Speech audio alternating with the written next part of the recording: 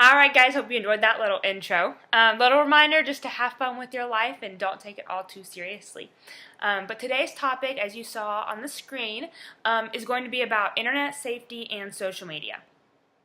This is such a prevalent topic right now, I believe, because our generation is the first generation to really have to deal with internet and social media on an everyday basis. This hasn't been prevalent in any generation before us. And so that's why it is so important to educate ourselves on why we need to be careful what we put out there but still be able to enjoy it. And there's a fine line of what we can and can't do on social media. I think the first thing as far as internet safety goes is to watch your webcams. Do not ever have your computer in your room with a webcam uncovered. I have a Band-Aid over mine, and to record this video, I just simply peel the Band-Aid to the side, and when I'm done, I put it back. Because Miss Teen USA 2013 actually speaks about this. She had her internet webcam hacked for over a year, and the man that had hacked it actually went to her school, and he had pictures and videos of her just changing, talking to her parents, things that really were very intimate and weren't supposed to be for anybody else's ears. And luckily she did the right thing. She reported it. He had actually tried to coerce her into giving her better pictures, but she did what she needed to do, and she told the police, and they handled it. But that is just to make you aware of that you need to make sure yours is covered, and that means including your phones and your iPads. Don't ever just have them out where people can see you through your camera, just in case. You just want to make sure. Now I just kind of want to go down through the social media list because there are so many, and it's hard nowadays to monitor everything that we have going on because there's so many things out there. I feel like Facebook has very much died for our generation, but it's something that I still use a lot and I love. And I think the most important thing on Facebook is to be careful about the articles you share and the posts that you share that aren't directly from you or your friends, because those often have a lot of viruses, and that is how people can get into your webcams and stuff like that. So just be careful even clicking on them, because they're actually not usually what they say that they are with those big headliners. So just be careful when you're sharing those things. Your messages on any social media, this includes Facebook, Twitter, Instagram, anything with a social media messaging board, those are not private. Those are out there. Those are on the internet. They are not for just for your eyes, because guess what? The person on the other side of the screen could even just screenshot them. The person that runs Facebook could decide they're going to release everything one day. Now, that would be crazy illegal, but stuff happens. So just when you are messaging, and even this goes for your phone, nothing should be on your phone or your Facebook or your Twitter or your Instagram or your Snapchat that you wouldn't want your grandma to see. The second social media I think is the most common right now, and that would be Snapchat. Snapchat is an awesome, fun social media. I love putting little doggy ears on, and it's really fun. I love it. But again, it is not something that goes away after 10 seconds or 3 seconds or whatever we set our time to. And we also have to be careful, because sometimes we think they're sending them straight to a person, but Snapchat has this little thing called Story. And I have been guilty of accidentally putting on my story something that I meant to send to a friend, which was probably just a funny picture, so it wasn't too bad, but it definitely wasn't something I wanted on my story. So it's definitely not okay to send stuff that's inappropriate. You should always be fully clothed when you send a Snapchat.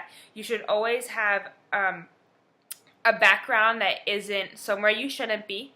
And you should always just make sure that what you're putting in the picture is appropriate, because you never want to have something that could be mistaken or something that looks like you're doing something you shouldn't be. So it's best to just not even go there at all. The next social media is Twitter. Twitter is often known for subtweets, and subtweets are, if you don't know, they're tweets about somebody without actually saying their name.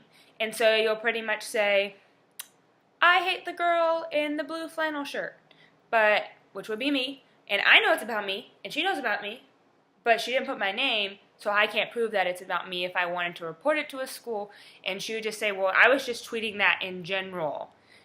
So, and I don't understand that at all. Just don't do it. I mean, if there isn't any way you think that somebody could be upset by what you're saying, don't post it. I mean, there's no reason to be rude. And Twitter is something that's close to my heart because I have been bullied a lot on Twitter, especially in high school. One of the times I was bullied was when I was running for student body president, and it was my junior year of high school, and some kids decided to take it upon themselves to start a hate campaign against me. And you know, I'm okay with using social media to promote who you want to vote for in your political platforms because I totally understand that.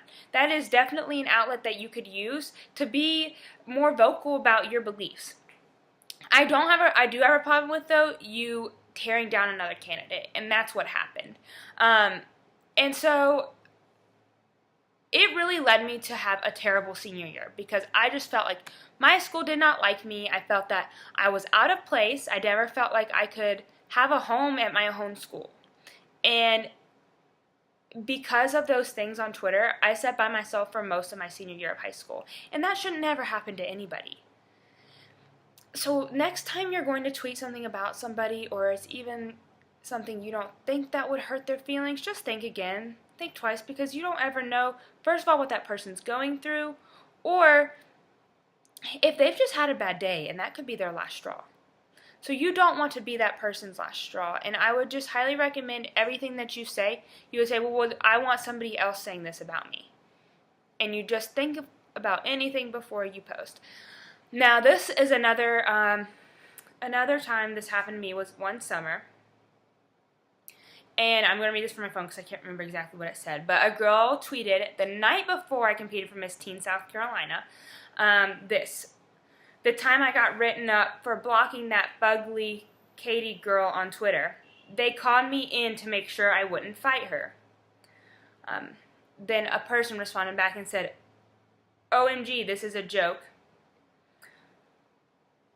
And she replied with, I cyberbullied her, frowny face. She cried, frowny face.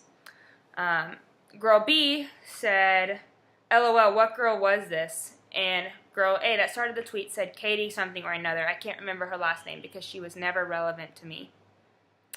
And then she also called me some things that were not appropriate, but I don't want to say those words because I don't like to repeat foul language. But that was actually the night before I competed for one of my favorite pageants, and that wasn't easy to digest, to hear what somebody had to say about me on social media in front of everybody. And the situation she was actually relating to was because of things she put on me during that election. Because I'd never met her before, but she had come to me and said, when we sat down, the administrators had all called us in, and she said that she just didn't like me, and I said, I'm so sorry, I've never met you, but, you know, I'm sorry that things aren't okay between us. But I grow from that, and I don't let that pull me down. At the time, I did, and I'm not going to lie. It wasn't easy to just be like, yay, that's great. But now, looking back, I have a platform to stand on and tell you guys that it's going to be okay. I know what you're going through.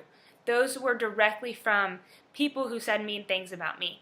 And I don't want you to ever feel like they should get you down. But on the other hand, you shouldn't ever be that person either. You shouldn't be the person tearing other people down, because although you may feel great at the time, can you imagine what those people are going through later when they have to go home and still read that on their phones? It's just not, it's not ideal, and it's not what anybody wants, and it's not what you want for yourself to be remembered as. So whenever you're going to tweet or subtweet or do whatever you are going to do on social media, just think twice. Don't ever put yourself in a position where somebody may get upset and have to come confront you, or you may just hurt their feelings and they may never even say something. What's funny about all of that, though, is that I use that as fuel to help other girls in the competition that I was in. And sure enough, I won Miss Teen Congeniality of Miss South Carolina that year. And I don't think I could have gotten anything better. And I went and got second runner-up, which I was so proud of. But honestly, getting that award and knowing that I made such a difference in those contestants' lives, and they vote. We all voted who we wanted to win. And I just happened to have the most votes that year. And so I was so thankful that those girls were able to feel the love that I wanted to show them, because I had felt so much hate that night before we competed. And it's not easy to get through those situations, girls and boys, but I promise you will get through it. And it will be okay. So keep your chin up and don't do it to others. One thing I want to mention about Snapchat too is there is a lot of stuff on Snapchat called Discover, and those cite like news articles, and there's a bunch of different type of magazines on there. But I want to warn you about those articles and magazines because they're not always factual. There's a lot of times, which I don't use Discover anymore for this reason, they don't tell you the truth all the time. There's a lot of political posts that aren't true. There's a lot of posts about current trends that are not true. And so I don't want you to go base your information politically about any kind of candidate or big issue going on right now, or any kind of news event that's been going on through Snapchat, because I wouldn't consider most of those sources reliable. So when I completely just avoid Discover, and I would really advise you to do that as well. Unless you're just going to take it lightheartedly, I wouldn't trust on it to be your current source of information.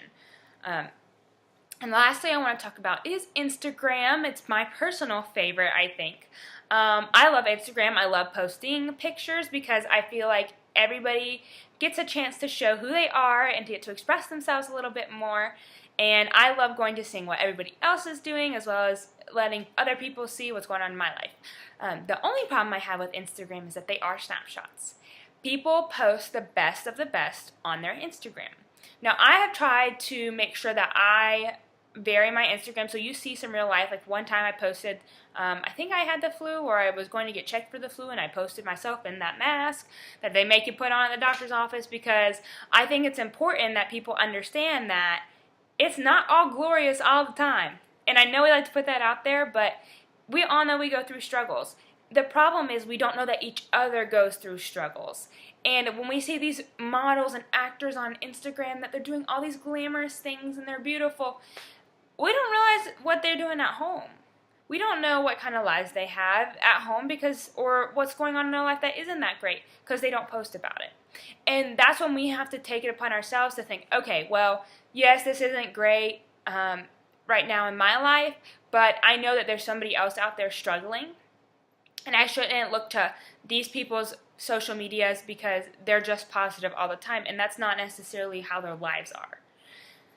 So don't be too hard on yourself. Don't think, oh, my life's not perfect like hers, because it's probably not perfect. It's probably just like yours. It has ups and downs, and it's sometimes good and sometimes it's bad, and sometimes things aren't going the way we want, but we don't always share the bad things. But I do want to encourage you to not look up to people that are posting things that are inappropriate, that have heavy makeup that probably wouldn't be right for your age group. And that's what I hopefully to get on later, is to do more about makeup and what's appropriate. But don't try to be like those models on Instagram, because they're not living these perfect lives like they look like they are. Even college girls, I feel like we post a lot of things that are just very glamorous and very, sometimes the outfits that are posted for people of my age group aren't appropriate. And I remember being in middle school, be like, oh my gosh, I want to be just like her, because she had this, but she had a skimpier outfit on that was not appropriate. And sometimes you have to take that step back and think, okay, but she's also 24, 25, and that's probably not appropriate for me. Now, I don't think it's appropriate for me right now anyway. But in middle school, you have that mentality of that's what the older looks like. But I'm going to tell you what, I'm in a flannel shirt right now, and I think that I am perfectly fine for my age. So don't look up to them for clothing advice, which we're also going to get to later. Well, I just want to thank you guys for coming in and tuning in this week. If you have any questions, I love getting them. Go ahead and slip it into the comments in the bottom, and I will be happy to answer any of your questions, hopefully in these next few videos. So this is what I want to start doing at the end of every video, and that is having a short devotional. And this one is from 1 John chapter 3, and this says, "Hereby we perceive love of God, because he laid down his life for us, and we ought to lay down our lives for our brethren." And that was verse 16 in chapter 3 of 1 John. And I think that's very important because it shows that we have a responsibility to lay down our lives for each other, not necessarily physically, but just more of a helping way. If somebody like Jesus has died for me, then I can surely take 5 minutes out of my day to talk to somebody. And this second part is in his verse 18. And it says, "My little children, let us not love in word, neither in tongue, but in deed and in truth." And that just goes to further explain how we should love each other with actions and lots of kindness, and not just say that we love them or say that we care for them, but also prove it. Let's show it with our actions. And I think social media is a great way to do it.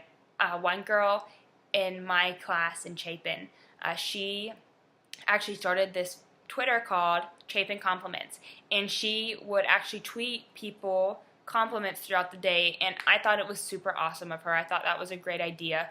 She did it anonymously. She didn't do it through her own personal account, but I thought it was really great that she did that. So let's try to live out love through actions and deeds rather than just words.